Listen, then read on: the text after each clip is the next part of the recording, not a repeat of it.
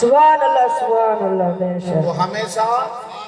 ও হামেশা কেউ নিজের জানকে ছেড়ে কোথাও গিয়েছেন, জানকে ছেড়ে যাবেন, যার জলসা করতে এসেছেন সেখানে যাবেন।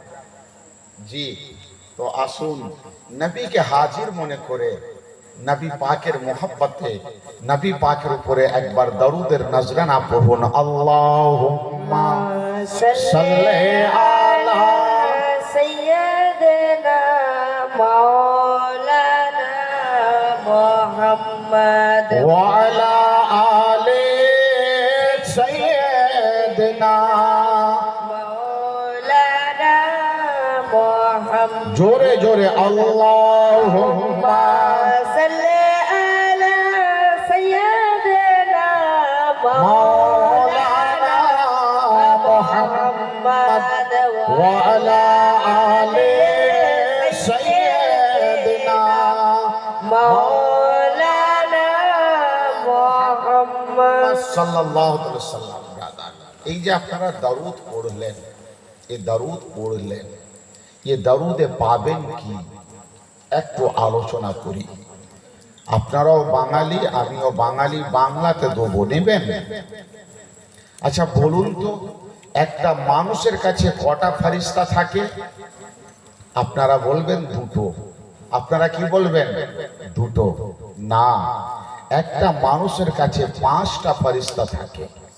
এমনি তো 60টা থাকে, কিন্তু সর্বদা সর্বক্ষণের জন্য সর্বসময়ের জন্য 5 জন ফেরেশতা থাকে। কজন? 5 জন। একজন ডান কাঁধে, একজন বাঁ কাঁধে, একজন কলবে সামনে, একজন পৃষ্ঠদেশে, আর একজন কপালে। কজন হলো বাপ? 5 জন।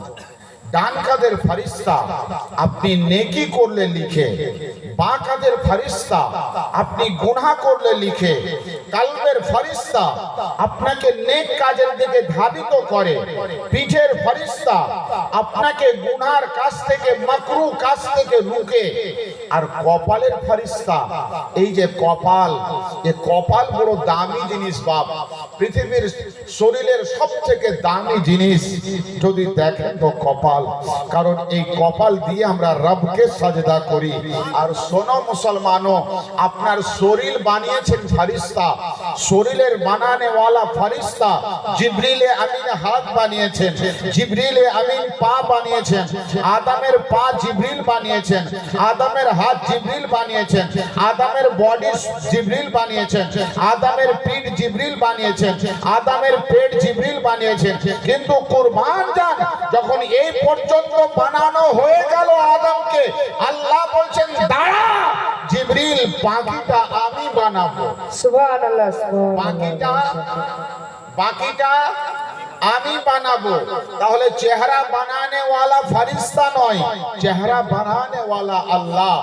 চেহারা বানানে ওয়ালা আল্লাহ, চেহারা বানানে ওয়ালা।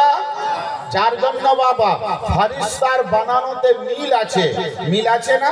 আপনার বডি 36, আমার বডি 36, আপনার রং সাদা, আমার রং সাদা, আপনার হাত 18 ইঞ্চি, আমার হাত 18 ইঞ্চি, আপনার পা যতটা লম্বা, আমার পা ততটা লম্বা, আপনার বডিতে লোম আছে, আমার বডিতে লোম আছে। মুসলমানও ফেরেশতা যেটা বানালো তার মিল পাওয়া যাবে। কিন্তু এত লোক এখানে বসে আছেন, বলো কারো চেহারার সঙ্গে কারো চেহারার মিল আছে? কারো চেহারার সঙ্গে কারো চেহারার মিল আছে? কারণ চেহারা বানানে ওয়ালা বেনজির আল্লাহ, চেহারা বানানে ওয়ালা লা শরীক আল্লাহ, চেহারা বানানে ওয়ালা পরওয়ারদিগার আলম তো রব ने जो बनाया, তার কোনো মিসাল, তার কোনো মিসাল নাই। আর বডি বানিয়েছেন কে? ফেরেশতা। বডি বানিয়েছেন কে? ফেরেশতা। তো এই কপালটা বানানে वाला কে? नाक बनाने वाला, कान बनाने वाला, जबान बनाने वाला अल्लाह। ये जबान দিয়ে দরুদ পড়ছি না, এই জবান দিয়ে দরুদ পড়ছি। তো যখন আমরা দরুদ পড়ি, কপালের ফেরেশতাটা কপাল থেকে বেরিয়ে যায়, জোরে বলো। সুবহানাল্লাহ। কপালের ফেরেশতাটা কপাল থেকে বেরিয়ে যায়, আর বেরিয়ে যায় কোথায় জানেন? সোজা আকার দরবারে। কার দরবারে? আকার দরবারে মদিনাতে যায়। হুজুরকে গিয়ে বলেন, ইয়া রাসূলুল্লাহ, আজ ফানা গ্রামের উম্মত আপনার প্রতি দরুদ পড়েছে, আপনার উম্মতের দরুদ নিয়ে এসেছি। হুজুর, অমুক জায়গার উম্মত আপনার প্রতি সালাম পড়েছে, আপনার উম্মতের সালাম নিয়ে এসেছি। আমার আকা বলছেন, আমি তো আমার উম্মতের জান থেকেও কাছে আছি, তারপরে তুমি নিয়ে এসেছো? বলে হ্যাঁ। বলে আমার উম্মতের দরুদের সাক্ষ্য তুমি হয়ে গেলে, আমার উম্মতের সালামের সাক্ষ্য তুমি হয়ে গেলে। ফেরেশতা বলো, আমি আমার উম্মতের জন্য দোয়া করি, কাল ময়দানে মাহশরে শাফাআত করব, তুমি কি চাও? তো ফেরেশতা বলে, আকা আমিও ওই উম্মতের জন্য দোয়া করি যে আল্লাহ আপনার উম্মতকে লম্বা হায়াত দিক। সুবহানাল্লাহ সুবহানাল্লাহ। লম্বা হায়াত দিক, লম্বা হায়াত দান করুক। আকা বলে কেন? বলে হুজুর, আমার ডিউটি তার কপালে, সে যতদিন বাঁচবে তত বেশি দরুদ পড়বে, আর যতবার দরুদ পড়বে ততবার আমার মদিনার হাজিরি হবে। দরুদ পড়বে উম্মত, মদিনার হাজিরি হবে আমার। হুজুর, এই জন্য আমি বারবার ওই উম্মতের দোয়া করি, আল্লাহ তানাকে যেন লম্বা হায়াত দেয়। লম্বা হায়াত পাবে, ও হায়াত লম্বা পাবে, ও দরুদ পড়বে, সালাম পড়বে, আর আমার মদিনার হাজিরি হবে। তো আসুন আমরা আর একবার আমার আকার দরবারে আমার কপালের ফেরেশতাকে হাজিরি করিয়ে দিই। একবার আর দরুদ পড়ুন, আল্লাহুম্মা আলা সাইয়্যিদিনা মাওলানা মুহাম্মদ ওয়া আলা আলি সাইয়্যিদিনা মাওলানা মুহাম্মদ, বলুন সাল্লাল্লাহু তাআলা আলাইহি ওয়াসাল্লাম। ভাই, আজকে আপনারা বসেছেন, যারা ইন্তেকাল করেছেন তাদের জন্য মাগফিরাতের দোয়া, একেই বলে ইসালে সাওয়াবের জলসা, এটাই না? যারা ইন্তেকাল করেছেন তাদের জন্য ইসালে সাওয়াবের দোয়া করা হবে, তাদের রুহের মাগফিরাতের জন্য। এটাকে ইসালে সাওয়াব বলা হয়। আপনারা বলুন তো, ইন্তেকাল শব্দের অর্থ কি? আগে ইন্তেকালকে বুঝুন। ইন্তেকাল শব্দের অর্থ কি কেউ বলবেন? ইন্তেকাল মানে জায়গা পরিবর্তন করা। ইন্তেকাল মানে কি? ইন্তেকাল মানে কি? জায়গা পরিবর্তন করা, এক জায়গা থেকে অপর জায়গায় চলে যাওয়া। আমরা ইন্তেকাল করেছি, আমাদের একবার ইন্তেকাল হয়েছে, আমরা আলামে আরওয়াহতে ছিলাম, রুহের জগতে ছিলাম, ওখান থেকে ইন্তেকাল করে এসেছি এখানে। এটাকে কোন আলাম বলে? বলুন। এটাকে বলা হয় আলামে শাহাদাত। কি বলা হয়? আলামে শাহাদাত। আলামে আরওয়াহ থেকে এসেছি আলামে শাহাদাতে।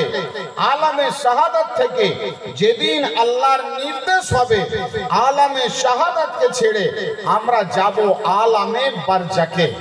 কোথায় যাব? আলামে বারজাক। আলামে বারজাক বলা হয় কবরের দুনিয়াকে। আলামে বারজাক কাকে বলা হয়? জোরে বলুন। কবরের দুনিয়া। আর এই দুনিয়াটাকে কি বলা হয়? আলামে শাহাদাত। আর এর আগে কোথায় ছিলাম? আলামে আরওয়াহ। বাবা, আপনারা শুনে আসছেন, মানুষ মরার পর 3 দিন পর ফাটে, 5 দিন পর ফাটে, 7 দিন পর ফাটে। কিছু আলিমরা ওয়াজ করে যে মরে গেল সে চলে গেল, আর কিছু নাই, মরা গরু ঘাস খায়, এমন কথা আপনারা শুনেন। আজকে আমি আপনাদেরকে কিছু নতুন কথা বলবো। আচ্ছা বলুন তো, যে জিনিসটা পচে যাবে, গলে যাবে, সরে যাবে, শেষ হয়ে যাবে, তার পিছনে কেউ খরচ করবেন? আপনারা খামোশ, যেটা নষ্ট হবে, আপনি জানেন এ নষ্ট হবে, এ পচবে, এ সরবে, এ গলবে, তার পিছনে খরচ করবেন? জি, হাহু করবেন না, করবেন না। মা মারা গেছে, কবরে পৌঁছবে। আব্বা মারা গেছে, কবরে সরবে, তাকে নতুন কাফন দিচ্ছেন। যারা বলে কবরে পৌঁছবে, কবরে সরবে, কবরে গলবে, তাদের কাছে আমার পক্ষ থেকে 3টা প্রশ্ন আপনারা করবেন। যদি কবরে দাওয়ার নাম পচা হতো, কবরে দাওয়ার নাম সরা হতো, কবরে দাওয়ার নাম গলা হতো, তাহলে মৃত্যুর পর একটা বস্তাতে ভরে বস্তার মুখটা বেঁধে দিয়ে মাটিতে পুঁতে দিলেই হতো। কিন্তু না, মুস্তফা বলছেন আপনার মা ইন্তেকাল করেছে, আপনার ভাই ইন্তেকাল করেছে, আপনার আত্মীয় ইন্তেকাল করেছে, আপনার পড়োশী ইন্তেকাল করেছে, তাকে কবরে দেওয়ার আগে সুন্দর করে গোসল করাও। এ ব্রাদারে ইসলাম, সুন্দর করে গোসল দিচ্ছেন, হাতের নাখুনকে খেলাল করছেন, দাঁতকে খেলাল করছেন। সে হয়তো জীবনে বেঁচে থাকা অবস্থায় এত সুন্দর গোসল করেনি, মৃত্যুর পর তাকে এত সুন্দর করে গোসল করাচ্ছেন। আমি জিজ্ঞাসা করব, যাকে পৌঁছতে দিচ্ছেন তাকে গোসল কেন করাবেন? যাকে সরতে দিচ্ছেন তাকে গোসল কেন করাবেন? গোসল করিয়ে শেষ নয়, তাকে নতুন কাপড়ের কাপড় দাও। আবার কাপড়টা কটনের হওয়া চাই, দামি কাপড় হওয়া চাই, সুতি কাপড় হওয়া চাই। ব্রাদার ইসলাম, দামি কাপড় তার শরীরে দিচ্ছেন। যদি মৃত্যুর নাম পচা হতো আপনারা বলুন, আমি বলবো না। যদি মৃত্যুর নাম সরা হতো তাহলে বলুন। মাইয়াতের চোখে সুরমা কেন লাগান? কবরে পৌঁছতে দিচ্ছেন সুরমা লাগিয়ে, কবরে সরতে দিচ্ছেন সুরমা লাগিয়ে, চোখে সুরমা দিচ্ছেন। সুরমাতে শেষ নয়, যে কবরে পৌঁছবে, পচা মানে দুর্গন্ধ হবে, গলা মানে দুর্গন্ধ বের হবে। আল্লাহ আল্লাহ, যেখানে পৌঁছবে, গলবে, সরবে, ওই মাকে ইত্র দিচ্ছেন, ওই মাকে গোলাপের পানি দিচ্ছেন। আমি জিজ্ঞাসা করব, ভাই আপনার মা মারা গেছে, আপনি গোলাপ পানি কেন দিচ্ছেন? আপনি আতর কেন দিচ্ছেন? 3 দিন পর তো ফেটে যাবে, 3 দিন পর গলে যাবে, 3 দিন পর বদবুদার হয়ে যাবে। এতে সুরমা মাখানোর দরকার কি? একে সুরমা দেওয়ার দরকার কি? এতে আতর দেওয়ার দরকার কি? এতে গোলাপ দেওয়ার দরকার কি? ব্রাদারে ইসলাম, যদি পুরুষ মারা যায় 3খানা কাফন দিচ্ছেন, নারী মারা যায় 5খানা কাফন দিচ্ছেন, তাকে সিনা বাঁধ দিচ্ছেন, হেজাব দিচ্ছেন, ওড়নি দিচ্ছেন, দোপাট্টা দিচ্ছেন। আমি জিজ্ঞাসা করলাম, এই জগতের আলিমেরা, এই জগতের মুসলমানেরা বলো, একটা নারী পর্দা করবে তো করবে, পর পুরুষের জন্য পর্দা করবে। একটা নারী নেকাব লাগাবে, পর পুরুষের জন্য নেকাব লাগাবে। ও কবরে যাচ্ছে, নেকাব পড়ে কেন? ও কবরে যাচ্ছে। দোপাট্টা পড়ে কেন? ও কবরে যাচ্ছে। হেজাব লাগিয়ে কেন? কবরে হেজাবের প্রয়োজন কি? কবরে দোপাট্টার প্রয়োজন কি? কবরে ও কার থেকে পর্দা করবে? কবর তো একাকীর নাম, কবর তো নিরঞ্জনের নাম, কবর তো যেখানে কেউ হবে না তার নাম। আমি জিজ্ঞাসা করলাম, আল্লাহ আল্লাহ, কবর একাকীর নাম, একা একটা নারী কবরে থাকবে, এত পর্দা করে কেন? হেজাব দিয়ে কেন? নেকাব দিয়ে কেন? ওড়নি দিয়ে কেন? দোপাট্টা দিয়ে কেন? আতর দিয়ে কেন? গোলাপ দিয়ে কেন? সুরমা দিয়ে কেন? তো জবাব আসছে, মাওলানা শোনো, তুমি কবরে রেখে কবর থেকে ফিরে যাবে, নিজের ছেলে কবরে রেখে কবর থেকে ফিরবে। সবাই যখন কবর থেকে ফিরবে, দোজাহানের বাদশা মদিনা থেকে উঠবে, দোজাহানের আকা মদিনা থেকে উঠবে। মাইয়াতকে, উম্মতকে কবরে দেখা করার জন্য আকা কবরে আসবেন। সুবহানাল্লাহ, সুবহানাল্লাহ, বেশক বেশক। কে কবরে আসবে? কে কবরে আসবেন? আকা মানে বুঝতে পেরেছেন কে? দয়ার রাসূল কবরে আসবেন, দয়ার রাসূল কবরে আসবেন। তাই মাইয়াতকে সাজিয়ে পাঠাও, মাইয়াতকে আতর দিয়ে পাঠাও, মাইয়াতকে সুরমা দিয়ে পাঠাও, নারীকে পর্দা করে পাঠাও, হেজাব দিয়ে পাঠাও, নারীকে দোপাট্টা দিয়ে পাঠাও। কেন? মুস্তাফা কবরে আসবেন। কে কবরে আসবেন? কে কবরে আসবেন? আরে বলুন না, নবী আসবেন। তাহলে বলো তো বাপ, মরার নাম পচা হলো? যদি পচা হতো তো আতর দেওয়া হতো, যদি পচা হতো সুরমা দেওয়া হতো, পচা হতো তাহলে নতুন কাপড়ের কাফন দেওয়া হতো, হতো না। মৃত্যুর পর কবরে রাখছেন, মুখটা কাবার দিকে করছেন না? মুখটা কোন দিকে করছেন? কেন কাবার দিকে করছেন? ও কি কবরে নামাজ পড়বে? মুখটা কাবার দিকে করছেন কি জন্য? ও যদি নেক হয়, মুমিন হয়, আল্লাহ ওয়ালা হয়, আল্লাহ ওয়ালি হয়, তো তার কবরটা কিয়ামত পর্যন্ত কাবার দিকে সুরঙ্গ করে দেওয়া হবে। ও নিজের কবরে শুয়ে শুয়ে মুস্তাফার জালওয়া দেখবে, নিজের কবরে শুয়ে শুয়ে মুস্তাফার জালওয়া দেখবে। এই জন্য মাইয়াতের মুখকে কাবা মুখী করা হয়। বুঝতে পারলেন? বুঝতে পেরেছেন? তাহলে কবরে আসবে কে? বলো, নবী। কবরে দেখতে আসবে কে? নবী। তাহলে নবী কবরে আসছেন ভাই কাকে দেখতে? আমি মারা গেছি আমাকে, আপনি মারা গেছেন আপনাকে, মা মারা গেছে আপনার আপনার মাকে, আব্বা মারা গেছে আপনার আব্বাকে। দেখতে আসবেন কে? আবার বলুন, নবী। দেখতে আসবেন কে? নবী। এখানে রাখলাম, নবী আসবেন। আচ্ছা, মাইয়াতকে যখন আপনারা কবরে রাখেন, মুখটা ঢেকে দেন কাফনে, একটু খুলে রাখেন? একটু খুলে রাখেন। জি, এ বাবা আমার বললে একটু খুলে রাখেন, চেহারাটা একটু খোলা রাখা হয়, কাফনের গিটগুলো খুলে দেওয়া হয়। ভাই, আল্লাহ রাসূল আসবেন কবরে মিলতে, কবরে দেখতে, কবরে রাসূল সম্পর্কে প্রশ্ন করা হবে। আসুন তাহলে আমাদেরকে মৃত্যুর পর আমাদের চেহারা দেখাতে হবে নবীকে। মৃত্যুর পর আমাদেরকে আমাদের চেহারা কাকে দেখাতে হবে? কাকে? নবীকে। আপনারা কি হাওড়ার ভাষা বুঝছেন না? জি, একটু হাঁ হু করবেন। তাহলে নবী পাককে চেহারা দেখাবেন। কোন চেহারা দেখাবেন? আল্লাহ রাসূল সাল্লাল্লাহু আলাইহি ওয়াসাল্লামের বারগা লেগে আছে, সাহাবায়ে কেরাম বসে আছেন। এমন সময় একজন সাহাবী নবীর পাশে এসে দাঁড়িয়েছেন। হুজুর তার দিক থেকে নিজের চেহারা ফিরিয়ে নিচ্ছেন। সাহাবী নবী যেদিকে চেহারা ফিরিয়েছেন সেদিকে চলে যাচ্ছে, আবার নবী চেহারা ফিরিয়ে নিচ্ছেন। সাহাবী আশ্চর্য হয়ে যাচ্ছেন, আজ নবী আমার পানে তাকান না কেন? আজ রাসূলুল্লাহ আমাকে দেখছেন না কেন? আমি যেদিকে ঘুরি নবী সেদিক থেকে নিজের চেহারা ফিরিয়ে নিচ্ছেন কেন? সাহাবী রাসূল পাকের দরবারে আরজ করলেন, আকা, আজ আপনি আমাকে দেখছেন না, আমি কি এমন ভুল করেছি যে আমার মুখ পানে আপনি তাকান না? আমি যেদিকে মুড়ি সেদিক থেকে আপনি আপনার চেহারা মুড়ে নেন। দয়ার নবী আমার বলছেন, সাহাবী, আজকে তুমি যে লেবাসটা পরে এসেছো, আজকে তোমার শরীরে যে রঙের লেবাস, এই রঙের লেবাস ইহুদিরা ভালোবাসে।